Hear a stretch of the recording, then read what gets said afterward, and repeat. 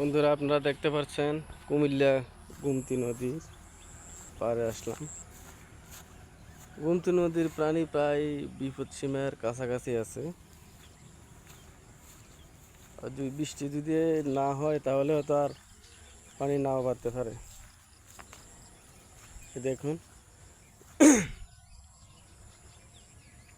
এটা হচ্ছে আমাদের কুমিল্লা গোমতী নদী।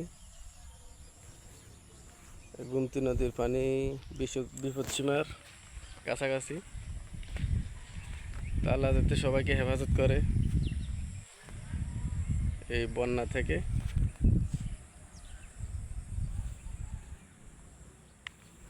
সবাই দোয়া করবেন কুমিল্লাবাসীকে যাতে হেফাজত করে সবাই।